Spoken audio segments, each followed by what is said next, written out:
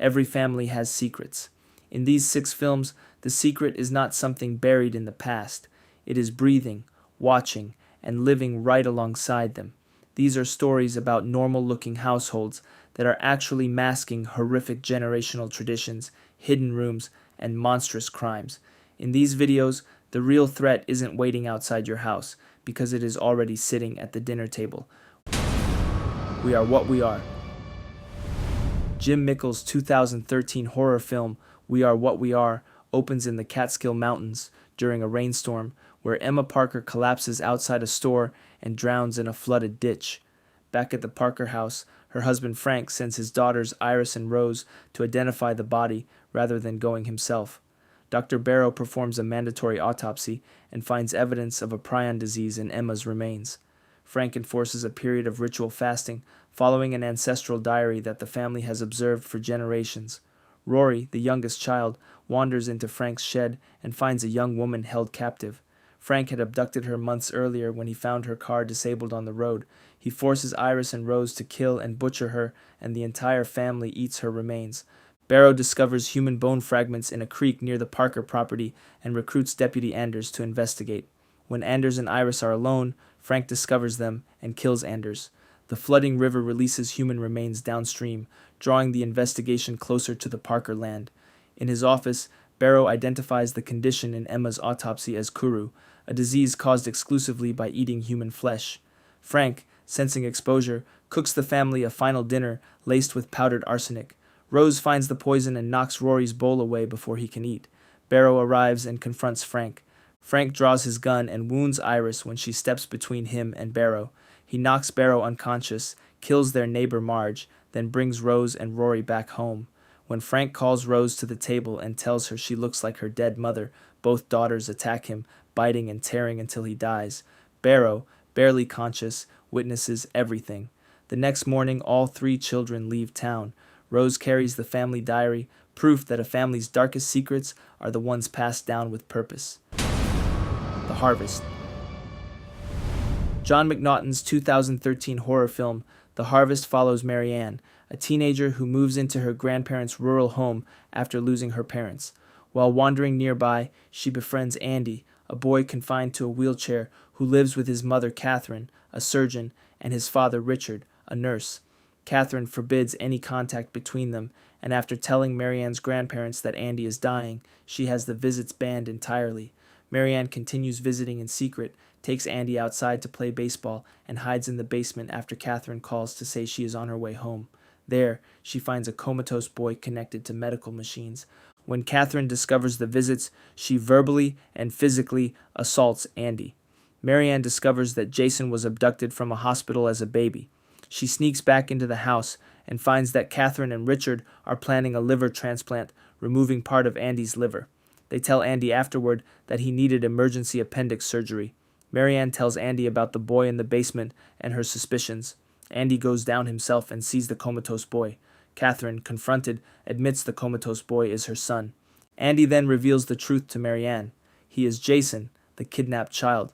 The comatose boy downstairs is Catherine and Richard's biological son. The family abducted Jason as a baby to harvest his organs and keep their dying child alive. A heart transplant is now being planned. Richard, feeling remorseful, helps Jason and Marianne escape. Catherine sedates Richard and pursues the children. Richard returns to the basement, unplugs his son's ventilator, sets the room on fire, and lies beside him. Catherine receives a pager alert and runs back to the house, but the burning roof collapses on her. Some families guard their darkest secret with everything they have, even if what they have was never theirs to take. Nothing bad can happen. Katrin Gebe's 2013 psychological horror film Nothing Bad Can Happen opens in Hamburg, where Tore, a young epileptic member of the Jesus Freaks, a devout Christian punk commune, helps a stranger named Benno restart a stalled car. Benno brings Tor home and introduces him to his partner Astrid, her teenage daughter Sanny, and her son Dennis. The family gives Tor food and lets him sleep in a tent on the property in exchange for house maintenance. At Sandy's 15th birthday party, Tor gives her a used MP3 player as a replacement for a broken one. Benno, whose own gift was a cheap stuffed kangaroo, hits Tor and gives him a bloody nose. He apologizes and says it will not happen again. It does happen again. The violence escalates steadily. Benno frames Tora for stealing food, and he and Astrid force Tora to eat rotting chicken from the trash. Tora develops food poisoning. Benno refuses to take him to the hospital and leaves him at a bus station, calling an ambulance only after he is gone. When Tora returns to the commune, he finds the members have moved to Berlin, leaving him with no one. He returns to Benno's property. Not long after, Benno takes Tori to a brothel, where one of his friends assault him. Still, Tori does not leave. In the final confrontation, Benno beats Tor nearly to death with Sanny's electric keyboard. Benno and Astrid tell the children they are taking Tor to the hospital and lock them inside. Sanny and Dennis realize they are lying, pack their bags, and escape through the bathroom window. Benno drags Tor into the woods and asks where his god is now. Tor raises a mangled hand and points to his heart. Benno kicks him into a pond, where he dies. The most dangerous secrets a family hides are the ones concealed behind ordinary kindness. The Boy. William Brent Bell's 2016 horror film The Boy follows Greta Evans, an American woman hired as a nanny by the elderly Heelshire family at their remote English manor. The Heelshires introduce her to Brahms, a porcelain doll they treat as their living son, hand her a strict list of rules, and leave for holiday. Greta ignores the rules. Malcolm, the local grocery delivery man, tells her the real Brahms died in a fire 20 years ago on his 8th birthday, and that before the fire, a girl named Emily Cribbs was found dead in the woods with her skull crushed. Strange events begin. Greta's dress and jewelry vanish. She investigates a noise in the attic and ends up trapped and knocked unconscious. She finds a sandwich left outside her door and hears a child's voice through the walls promising to be good. Greta starts following the rules and comes to believe the doll is inhabited by Brahms's spirit. The Heelshires write Brahms a goodbye letter and drown themselves. Greta's abusive former boyfriend Cole arrives demanding she return home. Greta asks the doll for help, and Cole wakes to find a message written in blood telling him to leave. Cole smashes the doll. The house shakes and sounds erupt from behind the walls. A mirror shatters, and the real Brahms, a grown man who has been living inside the walls wearing a doll mask, emerges and kills Cole. Greta and Malcolm flee into the wall cavity and find Brahms' hidden room, including a female doll dressed in Greta's stolen dress. Brahms knocks Malcolm unconscious. Greta invokes the house rules to force Brahms to bed. When he asks for a goodnight kiss, she uses it to distract him and stabs him. He collapses and they escape. In a final scene, someone repairs the broken doll.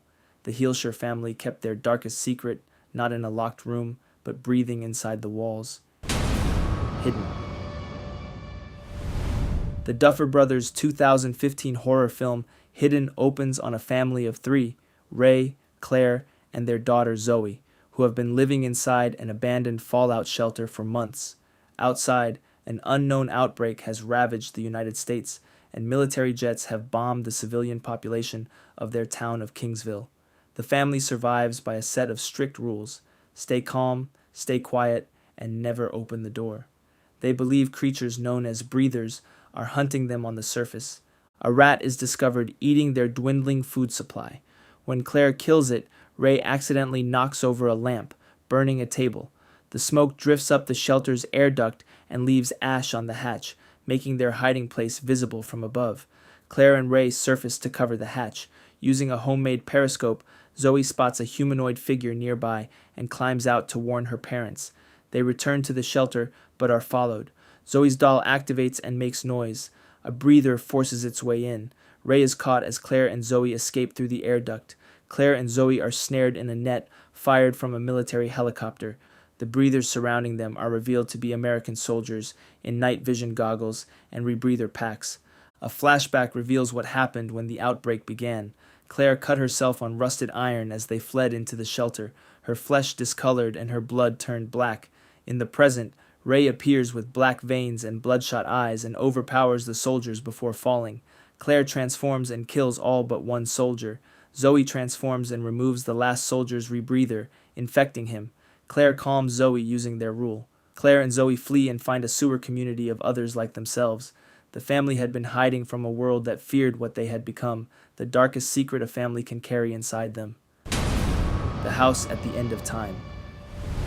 Alejandro Hidalgo's 2013 Venezuelan horror thriller, The House at the End of Time opens in November 1981, where Dulcie regains consciousness in her home with her face wounded. She finds her husband Juan Jose stabbed to death in the cellar and watches her son Leopoldo get pulled through a doorway and vanish. Her fingerprints are found on the murder weapon and she is imprisoned. 30 years later, she is released under house arrest in the same house. A priest visits and investigates, discovering a century of disappearances tied to the house. An elderly man appears and scrawls rows of 11s on Dulcie's mirror. The priest stops Dulcie from taking her own life and convinces her she may still save Leopoldo. In 1981, Leopoldo gave Dulcie a note he claimed came from a ghost, warning that Juan Jose would one day try to kill him. Juan Jose dismissed it. During a baseball game, Leopoldo accidentally killed his brother Rodrigo. A medium then channeled a vision of Juan Jose refusing to recognize Leopoldo as his son and attempting to kill him. When Dulce demanded a divorce, Juan Jose found proof that Leopoldo was not his biological child and attacked them both. At 11:11 on November 11th, the house sends Dulce 30 years into the past. She realizes she was the ghost all along, the source of every apparition that haunted her family. She writes the warning note herself and gives it to young Leopoldo. Leopoldo from the year 2071 appears and explains the house transports people through time. He tells her she must kill Juan Jose and take young Leopoldo away so he can receive treatment for a disease 1981 medicine cannot cure. Dulce follows the plan. Back in 2011, the priest reveals himself as Leopoldo's childhood best friend and leads him safely out. The secret Dulce kept buried in her marriage had been pulling her family toward its fate all along. That's the list. If you only have time for 3, The House at the End of Time for a Venezuelan horror twist you will not see coming, The Harvest for the kind of family secret that makes your skin crawl long after the credits roll, and Hidden for a family that was hiding something even from themselves. Subscribe, leave a like, and there is more horror breakdown coming soon.